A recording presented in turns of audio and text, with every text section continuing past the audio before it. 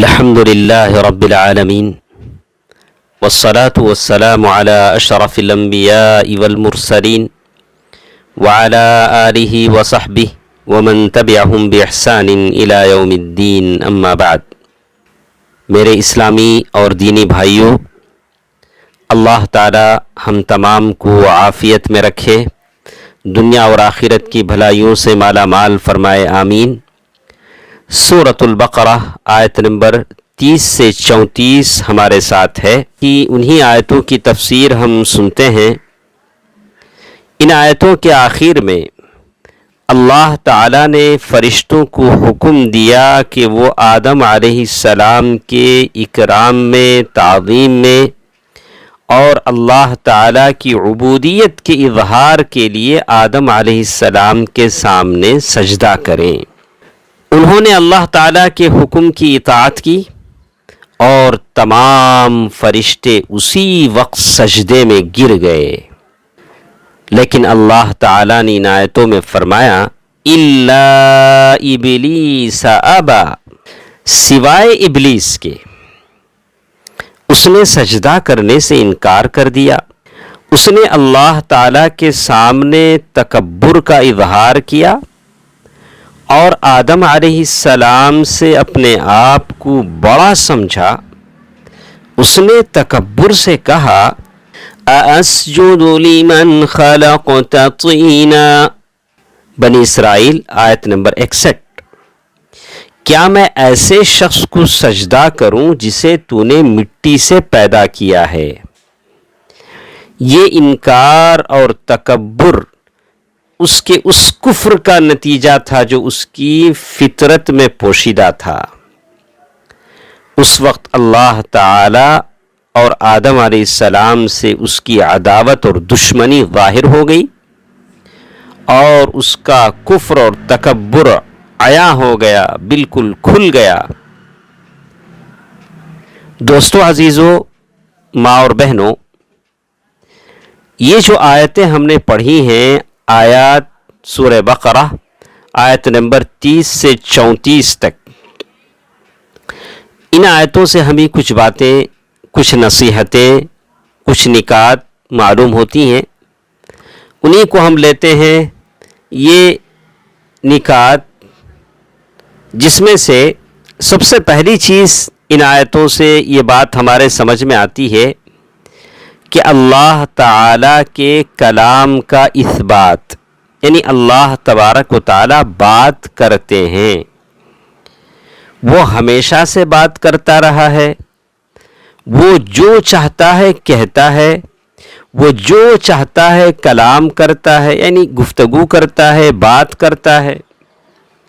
وہ علم والا اور حکمت والا ہے. یہ پہلی بات اللہ کے ذات سے ہمیں معلوم ہوئی کہ اللہ تعالیٰ کے لیے کلام کا اثبات ہے، یعنی اللہ تعالیٰ بات کرتے ہیں. ایک دوسری چیز، بندے پر جب بعض مخلوقات اور معمورات میں پوشیدہ اللہ تعالیٰ کی حکمت مخفی رہ جائے تو پھر بھی اس پر سر جھکا دینا بندے کا کام ہے. یعنی بندوں کو سمجھ میں آئے نہ آئے، بعض چیزیں بندوں سے پوشیدہ ہو سکتی ہیں، اپنی عقل کو ناقص ٹھہرائیں اور اللہ تعالیٰ کی حکمت کا اقرار کرنا واجب ہے. یعنی اپنی عقل کو ناقص ٹھہرانا، کم عقل والا ٹھہرانا اور اللہ تعالیٰ کی حکمت کا اقرار کرنا واجب ہے. بھلے بہت ساری باتیں میرے سمجھ میں اللہ تعالیٰ کی حکمت، اللہ تعالیٰ کے بعض احکام کی باتیں سمجھ میں نہ آتی ہوں، لیکن میری عقل ناقص ہے، لیکن اللہ تبارک و تعالیٰ کی حکمت کا اقرار کرنا ضروری ہے. نمبر 3، ان آیات سے یہ بھی ظاہر ہوتا ہے کہ اللہ تعالیٰ نے فرشتوں کے معاملے کو اہمیت دی، ان پر احسان عظیم فرمایا. جس چیز کے بارے میں وہ جاہل تھے اس کی انہیں تعلیم دی، اور جس کا انہیں علم نہ تھا اس پر انہیں متنبہ فرمایا. ان آیات میں علم کی فضیلت بھی بیان ہوئی ہے۔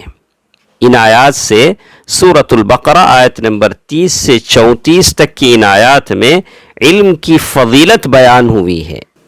سب سے پہلے نمبر 1، اللہ تعالیٰ نے اپنے فرشتوں کو اپنے علم و حکمت کی معرفت عطا کی۔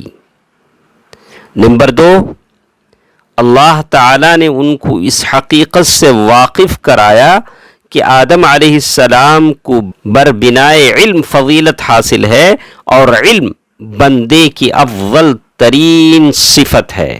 نمبر 3، جب آدم علیہ السلام کے علم کی فضیلت واضح اور عیا ہو گئی، صاف ہو گئی، تو اللہ تعالیٰ نے فرشتوں کو حکم دیا کہ وہ آدم علیہ السلام کے اکرام اور تکریم کے لیے اسے سجدہ کریں۔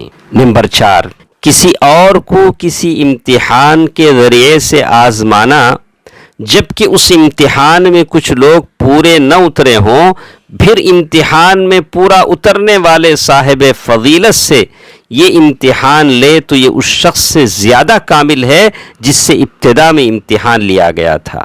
نمبر 5، تمام جن اور تمام انسانوں کے والدین کے احوال سے عبرت پذیری ہو، عبرت حاصل کیا جائے۔ آدم علیہ السلام کی فضیلت، اس پر اللہ تعالیٰ کے احسانات، اور آدم علیہ السلام کے ساتھ ابلیس کی دشمنی کا اظہار، اور اس جیسی دیگر عبرتیں ان آیتوں سے ہمیں معلوم ہوتی ہیں۔